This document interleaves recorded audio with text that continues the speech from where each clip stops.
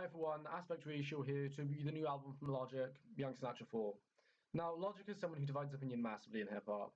He's loved by his fans, but he's seen by many as someone who is, I suppose, quite corny, and who portrays themselves as a rapper's rapper, when in reality is more of a pop rapper. As someone who is consistently inconsistent as far as his projects go, with mixtape Logic being seen as someone very different to album Logic. Now, regardless of this, what everyone can kind of agree on when it comes to Logic is that he seems like a nice enough guy with a positive message, and his fans are certainly very, very passionate about him. If you've been on Twitter recently, then there's a very good chance you've seen evidence of this. And the first track on the album, Thank You, actually starts off with a tribute of sorts to Logic's fans, with the final 5 minutes of the track 7 essentially being a collection of voicemails from his fans, who he has dubbed the Rat Pack. It's certainly a nice touch to round off what is for the most part a pretty by-the-numbers opener. I can't lie, it's a bit boring and it's just empty space that I end up skipping. Maybe this would be different if there was a Rat Champion voicemail on here. The second song on here, Everybody Dies, is a pretty cool track. Logic does this thing over this pretty punchy boom-bap beat which carries the track quite well. The hook is a bit weak, and I do find the calls of "You are watching a master" at work a bit laughable, but nonetheless it's a pretty cool track which I enjoy.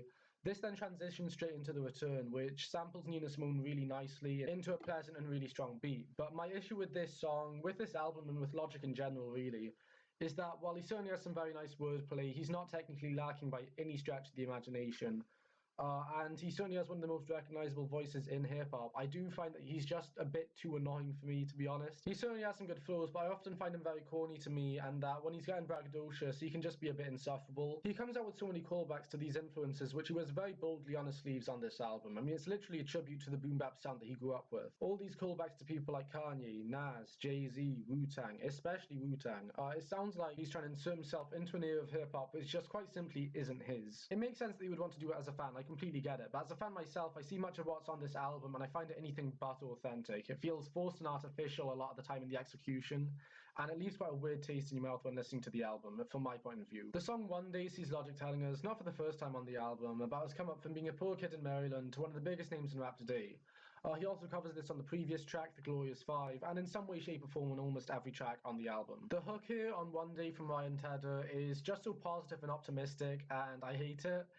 Not because I'm trying to be edgy or anything of the sort, I actually really like the positive message being spread. But this hook here, and the song in general, is just so insufferably self-congratulatory and sickly sweet, and I can't stand it, to be honest with you. The next song on here, Wu-Tang Forever, is 8 minutes of Logic pairing up with, you guessed it, the Wu-Tang Clan.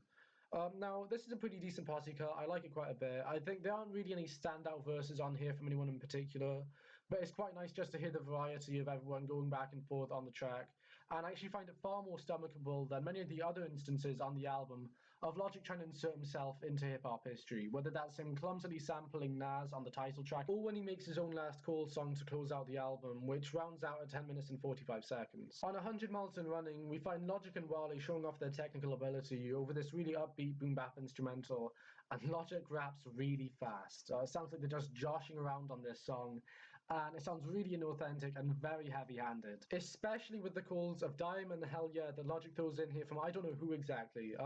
It just feels really fake listening to it, and even more so when you take into account that this is literally followed by the song Ordinary Day, which is easily the most poppy song on the entire album. It feels like a parody track from your old out-of-touch uncle who's seen 8 Mile and Boys in the Hood once. It's laughable at best. I like Legacy quite a bit actually. Logic gets introspective on here, not for the first time, but I find him far less annoying and far more likable on this track than he is on much of the rest of the album.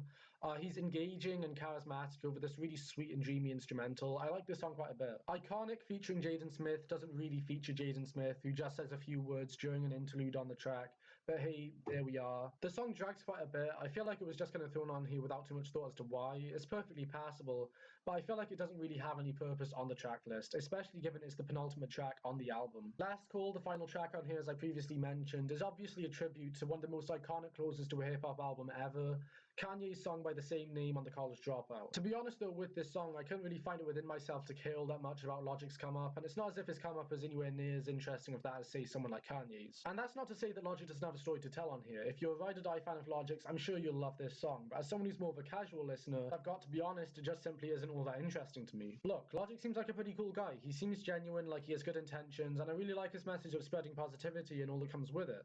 Just as someone that's listening to the music, I can't really get excited about some guy telling me every 2 seconds about how real he is, how much love he has to give, and how well life's going for him right now. I mean, I'm happy for him, but if I'm being honest, do I really care? No. The answer's no. The beat selection on this album, for the most part, is excellent, and Logic's certainly a good rapper, at least in a technical sense. But if I'm being perfectly honest, I just find him too annoying and corny to genuinely like him. And when so much of his music is about him, I feel like that's really the bare minimum here. I bet Logic is really happy with what he did on here, and if I'm being honest, if I was him, I probably would be too, despite what I've said about this album. He's made his own record that pays tribute to these albums and artists that he loves and has inserted himself into that sound.